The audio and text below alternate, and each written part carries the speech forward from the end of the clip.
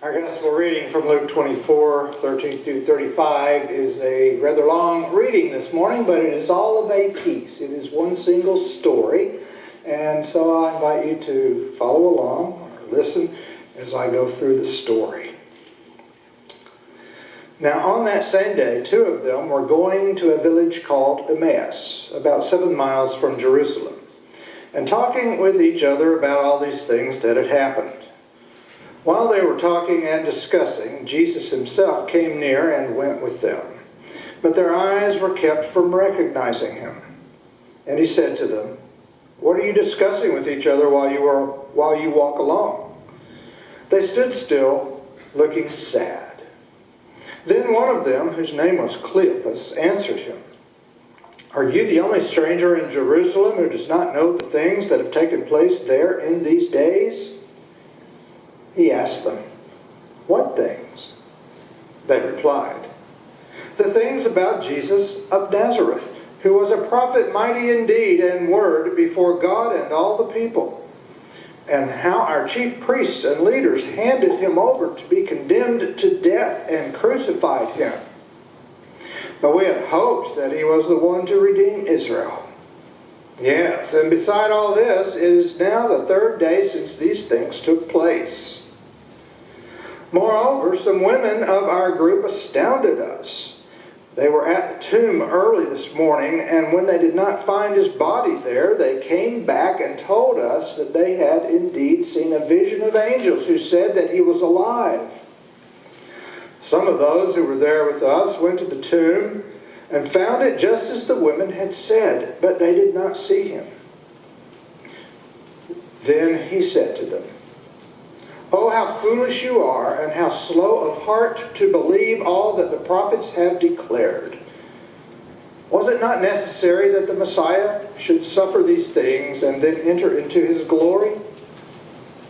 Then, beginning with Moses and all the prophets, he interpreted them to the things about himself in all the scriptures. As they came near the village to which they were going, he walked ahead as if he were going on. But they urged him strongly, saying, "Stay with us, because it's almost evening and the day is now nearly over." So he went in to stay with them. When he was at the table with them, he took bread, blessed and broke it, and gave it to them. Then their eyes were opened, and they recognized him, and he vanished from their sight. They said to each other, "Were not our hearts burning within us while he was talking to us on the road, while he was opening the scriptures to us?" At that same hour they got up and returned to Jerusalem, and they found the 11 and their companions gathered together. They were saying, "The Lord has risen indeed, and he has appeared to Simon." Then they told what had happened on the road, and how he had been made known to them in the breaking of the bread. This is the word of the Lord.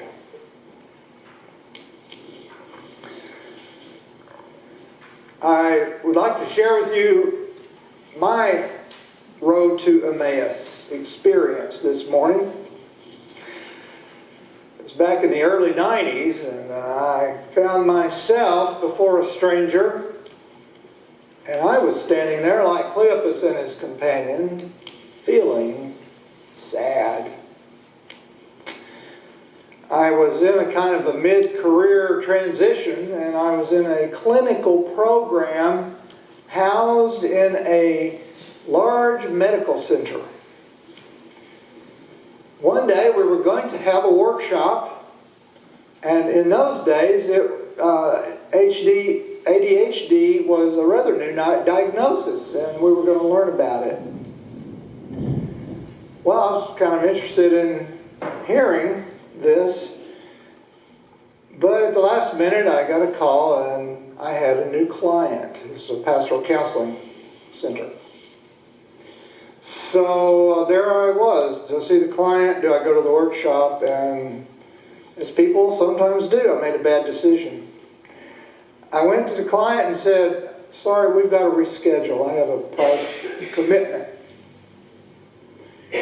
Well, I went to the workshop, but then the person over the program learned of what I had done, and he gave me what for. Now, let me tell you. He raked me over the coals because I had made a bad decision. The client, obviously, comes first. Well, I felt so terrible. I was in a panic, and I was afraid I'd ruined my whole future. And I just felt really bad. So, I just had to get away. And I never had gone to the chapel in that big medical center. But that day I thought, well, I'm going to find the chapel. So I did. And I went in. There was no one there, thank goodness. And I sat down toward the back, just feeling terrible, not knowing what I was going to do. And I looked to my left, and there was a stained glass window built into the wall. It was a picture of Jesus with a mother and her little boy who've come to see Jesus. And he's got his hand on his head as if giving him a blessing. I kind of looked at that picture window for a while. And then, just sort of, I guess out of desperation, I don't know, I just used my imagination a little bit, and I began to tell this Jesus in the window what had happened to me. And sort of like the Cleopas and his companion starting to tell this Jesus who was a stranger what had happened in the last 3 days about Jesus being crucified. They had lost hope. And so I told him what happened, how bad I felt. And then I just sort of kept going. Turns out I had quite a few issues I needed to get off my chest. Here I was in a time of transition. I wasn't sure about my future and what exact direction I would take. And so I just poured out my heart. And then you know what? I felt better. Now, I went on and finished the program. And I did not go back to that chapel the rest of the time there. Kind of surprises me now, but I didn't.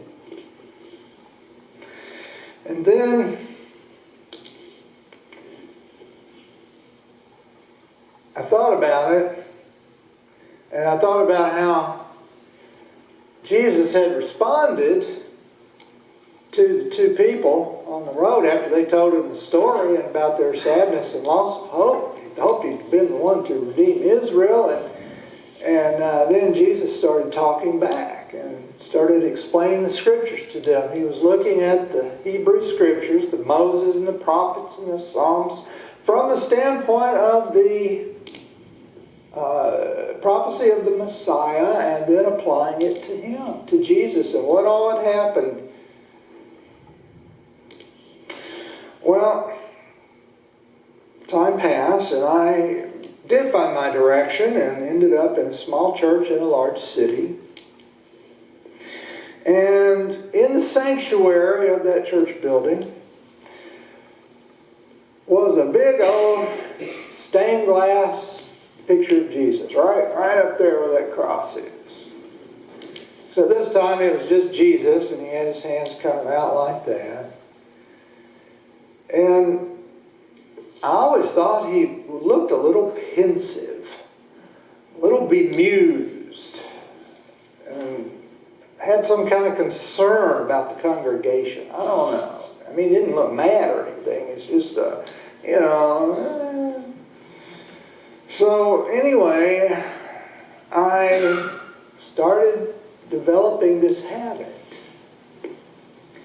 And I would go into the sanctuary during work hours in the week, and nobody was around, of course, and I would have a conversation with this stained glass Jesus in my imagination. And it became a kind of devotional period for me. And over time then, I had a chance to start reflecting on what it was I was doing. And gradually I came to view it as or characterize it as a self-reflection in the context of prayer. And I learned something about prayer. I learned that prayer is not a monologue. It is not us talking and God listening only. Instead, I started learning more about listening. Listening within. Listening to my own self. And being patient.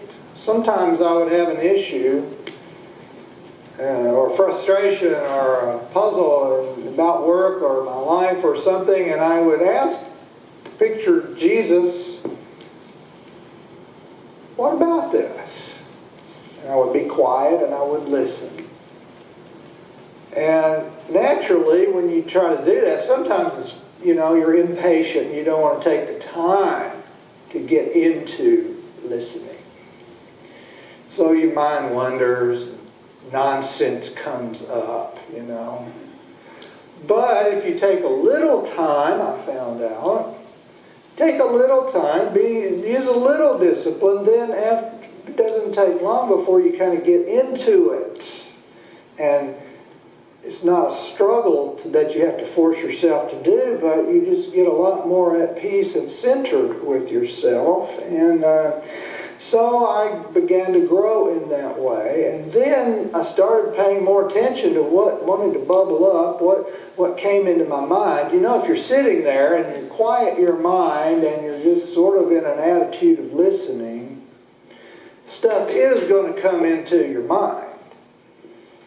And a lot of it's just nonsense, all kinds of thoughts and images. They'll take you away from your focus. But every once in a while then, something really good would come up. And it really was relevant to my question and my concern. And so I began to be able to better discern my thoughts that would bubble up. It's really wonderful when you don't have to try to think, but you put your mind to a different use and just let it be, and it then contains what comes up. And then you can realize, hey, this was really good and it's really helpful, or not. But when you get all that garbage in your mind, you just got to let it go and come back to your focus and your quiet mind. And so then I felt like I started growing spiritually then. And of course realizing that, I was using my imagination to have these conversations with Jesus, but it didn't matter. And so that was a very positive thing. And then, sort of like Cleopas and his companion, I felt like my relationship with Jesus was changing in a sense. I was sort of reinterpreting Jesus and as they were. I mean, here he starts out as a stranger, right? So then they have conversation and they feel like, oh, kind of like this guy, let's invite him to stay the night. And he has been sharing with them his wisdom on what has happened. And so then they go and have dinner. And so Jesus takes the bread and breaks it, of course, making us think of the Lord's Supper. And he vanishes out of their sight. And their relationship has really changed. All the way from a stranger on the road to a very incredible spiritual reality, ultimately, to God. And the whole story symbolizes that transition, doesn't it? So I had a kind of experience like that. I think I can use it to symbolize a growing understanding of the spiritual risen Lord. And one day I was standing in the sanctuary having had one of my conversations. And all of a sudden, and this is just an ordinary experience, it wasn't anything, wild and crazy. It was just an ordinary experience. I just found myself internalizing that picture of Jesus. And it's like, well, now I had the image in my mind. It just sort of happened to me. That's what it was like. I mean, I could have, if I had ever thought of it, I could have studied the features of that picture, and I could have tried to memorize it and had it in my mind that way. But I never had done that. And then I had a realization. And again, I don't know why I didn't think of this earlier, but I realized then that I could have one of these conversations anywhere, anytime, because the image was in my mind. And, I mean, obviously I knew that I could pray anytime, anywhere, but nonetheless, these were special, and being in the place was special. And so then my relationship with the Lord was more spiritual now, in a sense, and it did free me to, in a sense, be free from the sanctuary.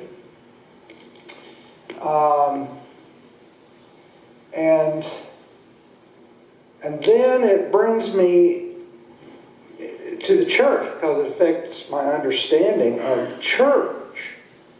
It's just like what happened to Cleopas and his companion after Jesus vanished. Why, they were so excited in recognizing who this was that they had to get up right then and there and rush back to Jerusalem and tell the disciples. And when they got there, what did they hear? The disciples telling them, "He's risen indeed." Simon saw him. And then they told their story. And I think as the church, we proclaim like the disciples, "The Lord has risen indeed."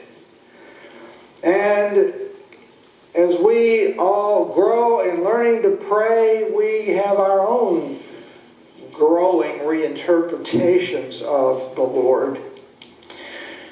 Prayer is conversation where we learn to listen as well as to speak.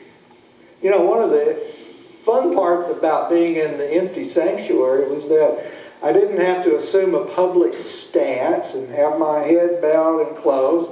I could get up and walk around and talk and move and actually pretend like I'm really having a conversation. And then, of course, I could listen. And when you learn what those important thoughts are that come up, you learn to say, well, maybe that's the Word of God speaking through me. And I thought about it being kind of like the small group Bible study. In those things we speak and we listen. We listen to each other and we reflect and we have new thoughts. And we learn to discern the thoughts that are important and let go of all that yappity social chit-chat. And we learn to call what we hear the Word of God speaking to us in our point of need. And we grow in wisdom as we grow in our relationship to God. And that is indeed why we do say, The Lord is risen indeed. Amen.